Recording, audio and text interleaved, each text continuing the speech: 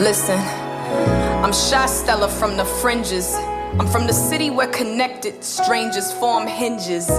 We blended, but This we is don't Perry L. blend Duff in. coming at you live from the Hustler's Corner, New York Black and brown, City, pretty saying welcome pendants, to hang from banisters, another and in episode backyards, of the Hustler's bars, Corner churches, lakefront, with big packed our cars. Back guest, in the day, I was at with Ford our City Mall, co-host, Jeanette puffy coat Davis. and all. Hello. Hair permed and dolled up to the dudes And they with called our us guest, Sergeant. Sandy Freese. Say hello, Sandy.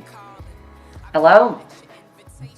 I love that smile. And we're here to talk about Sandy's upbringing and some of the traumatic experiences that she's been through. I'd like to point out that this is our first in our new category of lipstick stories, in which we use this platform to share with the ladies and give them the opportunity to come and share their traumatic experiences that they've been through and how they overcame them and how they're doing today. So we're going to start with Sandy. Sandy, I want you to please share with us your humble beginnings, where you're born, where you grew up, and the traumatic experiences that your relationship morphed into. And from there, how you dealt with them, then what they may have pushed you into, and then from there, how you overcame them and triumphed over them. So we're going to give the floor to you and let you go ahead and introduce and tell your story. Okay, thank you. Thank you both. I am 57. I live in a very small community in southern Indiana.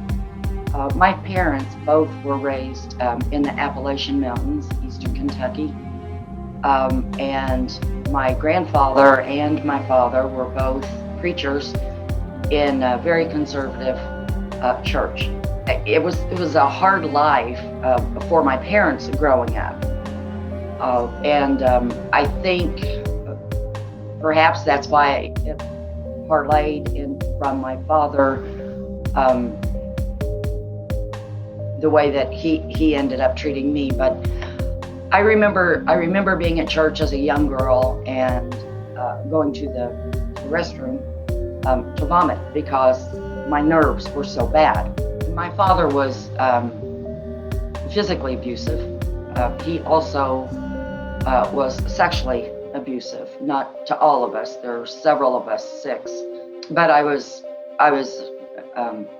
fortunate enough to have his focus, I guess. So it was a very difficult time. I did go to someone in the church and say, this is what's happening at my home. I was 12 when I did that. And I was told to go home and to please keep it to myself because I was going to destroy his career. And so that's what I did. And I just dealt with it. One punishment that I often had was just to go to my room because my father was a very racist person. And as a preacher, I kept asking him when I was a young girl, I would say, Daddy, why do you feel this way? Because don't you think God made all of us, we're all equal? I'd be sent to my room. I spent a lot of time in my room growing up. But, between putting a door under my doorknob inside my room at night and sleeping as closely as I could with my dog every night, I had a lot of stress. But I began being promiscuous, acting out, because I was so angry, because I wasn't able to talk to anybody. I had to keep it all bottled up inside. And I thought the only thing I was worth was if somebody's attracted to me, that's all I have, So as I got older, I got married, and I married someone that is a very, very lovely person, but he became a preacher in the same church. And yeah, there were several times. There was one elder of the congregation who would call me at home and say, I know you've got a little bit of a wild side. Why don't you come over here to the nursing home? He was the administrator, and let's get together. So I told my husband this, and once again was told, please don't say anything. So for the first 30 years of my life, I didn't say anything. 14 years after I married this man, I decided I couldn't handle it any longer. I filed for divorce. And my father said, if you get a divorce, you're no longer welcome in my home. Well, after 14 years of marriage with this person, I decided my life wasn't mine. And so I filed for divorce. So I went directly to my parents' house, but he was already there. And I just kept driving around, and finally he was gone. I saw his car was gone, so I went in and was directed to my father's office, where he said, if you get a divorce, you are no longer welcome in my home. So I moved to a different town and started over. It was about 10 years later, I got a call saying he was passing away of cancer. And I was welcome to go and say goodbye, which I did. This is Perry O'Delph coming at you live from the Hustler's Corner, New York City, saying thank you for taking the time out of your day to come and check out our show. If you are a person behind bars who'd like to get his story out about what he's been through, come share your story on the Hustler's Corner, New York City, Tales from the Bid series. If you are a person who's been wrongfully convicted of a crime that they did not commit and spent time behind bars as a result, come share your story on the Hustler's Corner, New York City, Victims of the System series. If you are a person that's active in the community and you are involved in nonprofits and other organizations that help address ills within the community, come share your story on the Hustler's Corner, New York City, Legends of the Hood series. If you are a Black-owned business and you'd like to share your story about how you built your business from the ground up, come share your story on the Hustler's Corner New York City Black Business Movement series. If you are an artist or a musician, a vocalist, a hip-hop artist, and you'd like to get your story out about how you built your career from the ground up, come share your story on the Hustler's Corner On the Grind series. And we'll give you and all of your organizations, your music, your books, your businesses a shout out. And ladies, if you are enjoying this session of our new lipstick stories, please leave a comment below. Let us know what you think. What is it that we can do to improve this series?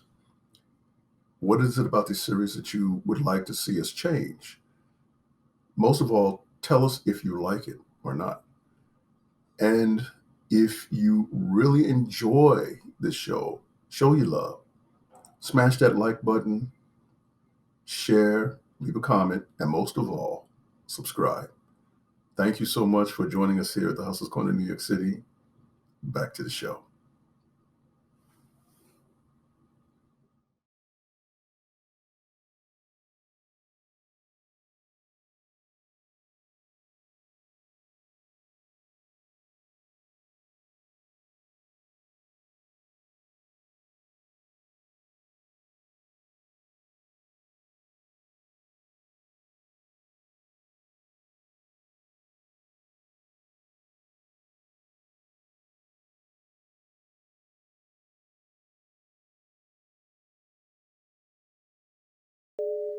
And I still was keeping all these secrets.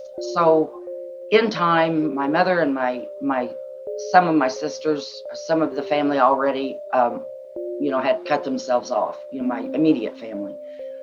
So in time, my mother and some of my sisters began to grow a relationship. But after I became a justice advocate, in one of my Facebook groups, several people had asked, you have never been incarcerated. Why in the world are you advocating? And I said, well, I believe there is more than one kind of prison. The prison I was in for years was an emotional prison. But it was still a prison. I wasn't able to speak. I wasn't able to say. And I said, I was abused as a child, and this is, and then again as an adult, and so that's why I advocate, because after I got out of that situation and had this taste of freedom, it is so deep inside me that I want other people to have that taste of freedom as well, even if they have to remain incarcerated for a while, or they need to know their worth. They need to know they're not what they did. They are not what others have told them they are.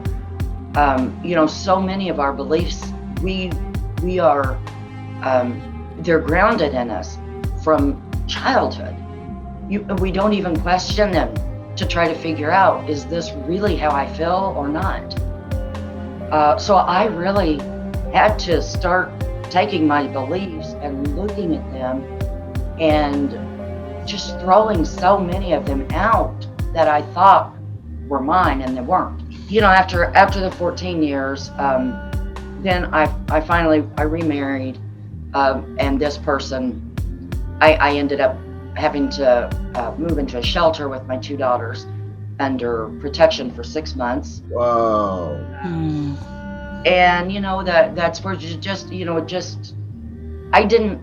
I continued to reach out to the same sort of people that had hurt me before, and that's pretty typical for victims of abuse. We don't believe we deserve any better. Sandy, can I ask you a question? Why are you still continuing on connecting to those same people that keep hurting you over and over? Well, I'm not now, because I didn't finish. I think I dropped off where I was at, but I put that in my Facebook group to try to explain why I advocate.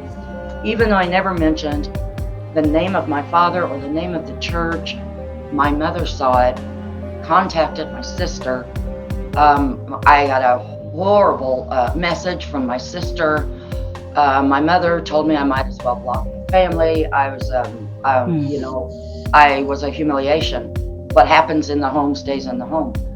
And so I did. I blocked every one of them. I have one sister that I speak with every now and then, who is non-judgmental.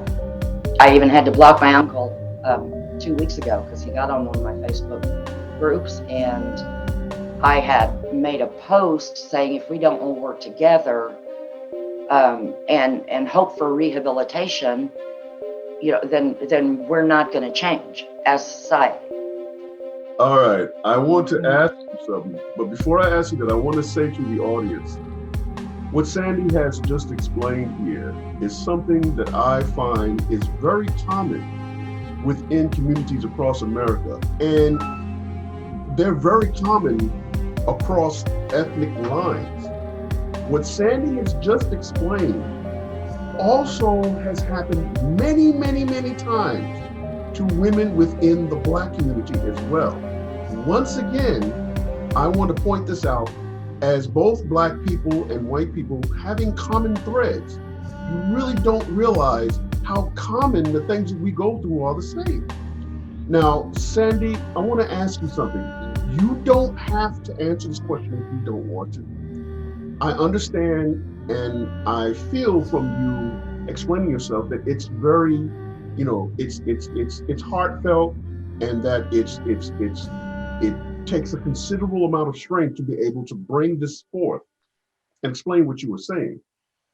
When you were abused, he put his hands on you, and when he put his hands on you, in what way did he put your hands on you in a way that made you feel that something was wrong? In what way did he touch you that made you realize that, okay, something's not going right here? It's up to you if you want to share that, but if you decline, we fully understand. We know how painful this can be. Go ahead. Absolutely. There was one day that struck such clarity with me. My mother and sister had gone to the grocery, and there was no one else home except for me and my father. And I remember I was going to spend the night that following weekend with one of my friends from church. So I came out of the kitchen into the living room. My father said, you know, you're going to go spend the night with these people. There are 3 boys living in that house. I want to make sure you're modest. So, this is not easy. Please take your time, choose your words carefully. If you feel you're at a point where it's beyond your capacity, your ability to deal with, we'll cut it right there. Okay. This, you know, we want you to be comfortable most you can. Thank you. So I said, well, Daddy, I'm wearing my pajamas to sleep. He said, well, I've put some of my shirts on your bed. I need for you to try them on. And I want to make sure you're modest. I said, but I'm wearing my pajamas. He said, well, just in case, I need to make sure they're long enough. Well, these were the shirts that he preached in. And I was taught not to disobey. Do not disobey. So I went in, I put the first shirt on. He made me walk up the hallway, turn around, come back halfway down, stop, turn around, and come forward. He said, okay, that's long enough, that's okay. I said, thank you. And I went in to put my, he said, I want you to try the next one on. So we went through several shirts. And then he said, you don't sleep in your bra, so you need to take your bra off. Okay. Sandy, can I ask you this question? When all of that was going on, where was your mother? Your mother was there? She was at the grocery store. Mm. But they pulled into the driveway, and my dad said, your mother's home, get in there and get dressed. See, and I thought, I can't believe, I thought he was seeing if I was modest, because if that was really what it is, why did he get so panicky when my mother drove up? So it was at that point you knew something was wrong. Yes, yeah. But there were other things before that. Explain. Like my being in bed at night with my dog, and him coming in and under the guise of petting the dog, he was petting me. See, so you know, there were situations, but I had nobody to talk to. I couldn't talk to anyone. Yeah, so then as an adult, you know, my relationship with my entire family became strained. And now, you know, I do have a couple of supportive aunts and cousins. I don't see a great deal, but I know they're there. So, you know, I went through years and years of therapy, week after week, just explaining over and over and over the things I had been through. And the fact I had lost my voice, I was a basket case. I had absolutely no feelings of self-worth whatsoever for several years.